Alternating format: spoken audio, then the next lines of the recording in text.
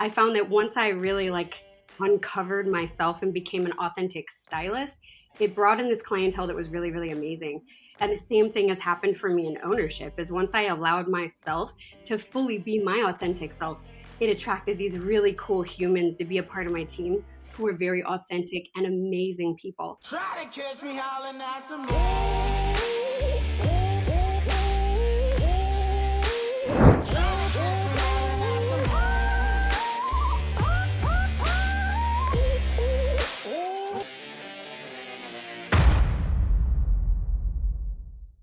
Hi, everyone, and welcome back to Coffee Talk. Today's episode is all about creating an incredible culture in your salon and spa and the value it can bring your business. To learn more about culture building, I couldn't be more excited for our special guest, Twylla Jane, owner of Lumos Knox Salon, a Redken artist, a Samvia ambassador, a member of the MSI family, and the Meevo 2 community. Twylla has created an incredible culture in her salon that's evident through her business results, employee happiness, social media posts, and slogan, Hair for Humans. Twylla, thank you so much for joining us. How are you? Thanks. I'm doing so good. I just got payroll in this morning and life is good over here. I'm sure a lot of employees are probably happy about that more than you might be. That's true. I mean, I get paid too, so I'm also Oh, there happy. you go, girl. So before we get started, guys, don't forget to go ahead and hit that thumbs up button and don't forget to subscribe to our MSI YouTube channel so you guys never miss out on a future coffee talk with amazing special guests. All right, Twylla, are you ready to get started? Yes, let's do it. Awesome. So when you opened your salon, why was there such a big emphasis on building an incredible culture? So when I first opened my salon, as like a little background, I was an independent stylist, and I had gotten to a point where I was like, okay, I've grown this like tiny little business, so I either have to open a salon, I have to cut down my clients and kind of start over, or I have to like go and work for somebody.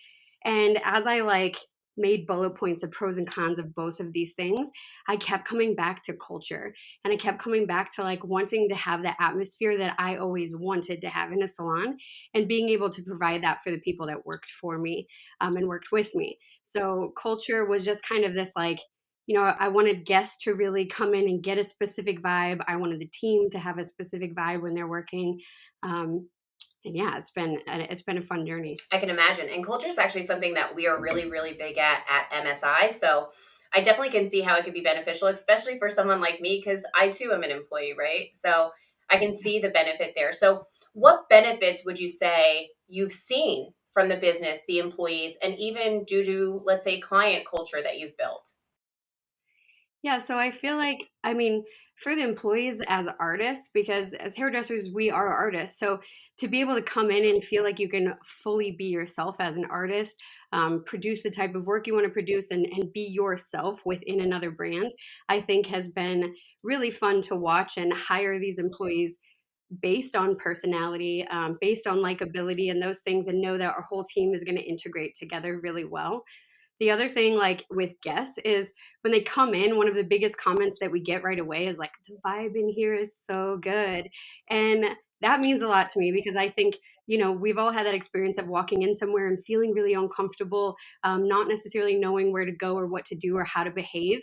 And so for guests to also be able to step into our salon and feel like they can be themselves, that they can talk openly, that they can express concerns that they need in their beauty regimen or with their hair or whatever, and not feel judged is so important. So we've gotten great feedback from clients that like more than anything, the biggest thing they say is they just really enjoy the experience of being in our salon and working with our entire team. So not just their stylist, but the entire team. I like that. So, kind of sticking on the standpoint of communication, why is communication then so crucial when creating and maintaining a culture that employees truly love? I think like any relationship, you have to communicate. So that's one of the things, like looking back at my previous jobs, like communication was one of those things that you did every once in a while and usually did it when things got tough. And it wasn't always a positive experience. And so for us, like our hope is that, with this communication with our staff ongoing, that they feel really comfortable to come to us before things get really bad. And so we've had a lot of examples of this of, we can start to, like, as an owner, I think we can all agree, like, you kind of look out and you can see that something's going on, but like, you're not a detective, right? So trying to figure out what it really is, like, you need people to sometimes come to you. And it's hard for some people to open up. So what we have experienced that has been, again, like a really great thing for us with the communicating with them is that, like, we start to see something and it doesn't take long before one of those parties comes to us, and then the next party will come to us, and now we can come to a resolve. And so what our team has learned really quickly is if they're having problems communicating to one another or to their guests, which happens sometimes too, that they can come to us and we can step in and we can be part of that communication process for them. And I think that it just, like, it keeps the air open for conflict to happen and get resolved, and people not to carry baggage in on their shoulders. And I mean, this goes so far with how we communicate with our staff, but like, if things are going on in their life outside of work, we do not have the leave it at the door rule or mentality. So for us, like, if life is hard outside of these walls, we know that you can't come in here and turn that off. So we ask them to come to us and communicate that to us. And then what we can do is we can offer, some like a shoulder to lean on if they need it and we're available to do it. Or we can also offer them the flexibility of, like, coming and going if they need to, or asking their coworkers to give them a little grace when things are hard, because I think we've all been there. I actually really like that because being a manager years ago, right? I guess I kind of used that mentality of like leave it at the door, but never really understood what it meant or how it truly could impact an employee or the Yeah. culture of the entire business. So I like the idea of like keeping, like you said, like that open air, right? Being that shoulder Mhm. that they can lean on. I really, really like that. So with that in mind, right? For someone like me who had no clue, because clearly you're doing it right, and girl, I did it wrong. But what are some of the tips that our viewers who are watching today can use to enhance their salon and spa culture? So, one of the first things that I did and that I recommend to other people is to find someone to talk to outside of work. So, and what I mean by that is not just a friend, but like a therapist, a counselor, a life coach, someone that is very particularly trained in helping you learn better interpersonal skills, coping mechanisms, and communication. And we recommend that to all of our staff as well. So, sometimes when different conflict comes up over and over again, we're like, hey, so about that thing we talked about, because I think that being able to talk to someone outside of your life that can get an outside view is always going to be helpful. So that's my number one suggestion. And the other is when you are communicating, there needs to be that agreement between the two of you, or the three of you, or however many of you are communicating together. So, like I said, like if they have stuff going on outside of work, like we want to be available if we can to be a shoulder to cry on. But you and I both know that as owners and as people managing salons, that I don't always have the headspace for that, and I know that you don't either. So we also ask permission to have these type of conversations, and we schedule them in if we have to. So it doesn't mean that 100% of the time, 24/7, you have to be available, because you don't. You need to find the space to separate your day too, but, having that agreement that, "Hey, I have something heavy. Do you have space for it?" And if not, maybe it's a top line, just a couple sentences so we know what's going on and we plan a conversation when we could be mentally, physically, and emotionally prepared for it. What role does authenticity play when maintaining culture?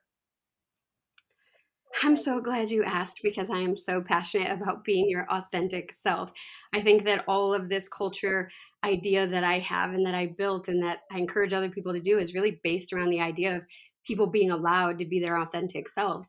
And, as an owner, it's important to be predictable, so like if we come in and we try to be something we're not and try to pretend to be something that we're not, that's a really hard thing to maintain. And I know that because I did that in my life before.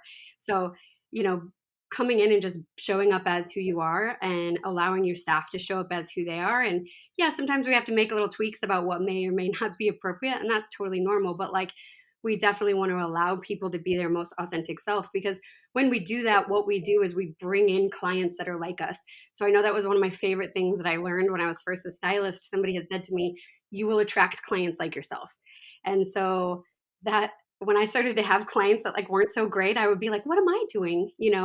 And I found that once I really like uncovered myself and became an authentic stylist, it brought in this clientele that was really, really amazing. And the same thing has happened for me in ownership is once I allowed myself to fully be my authentic self, it attracted these really cool humans to be a part of my team who are very authentic and amazing people. And getting to see the clientele that comes in because they love them and the culture that we've built. I mean, we have so much fun at work all day because every person that steps in can let their guard down a little bit and be their authentic self. And I have goosebumps just talking about it because I think that that's really what we all want as human beings is to just be loved for who we are and be respected for who we are. Twylla, okay, that by far was the greatest episode. And I love talking about company culture with you and learning truly how to make an amazing culture in a salon. So thank you so much for joining us. Thank you for letting me share. Always. So guys, as always, do not forget to go ahead. If you enjoyed today's episode, subscribe to our channel so you never miss out on a future coffee talk and the latest updates at MSI. I'll see you guys next time on Coffee Talk. Bye guys.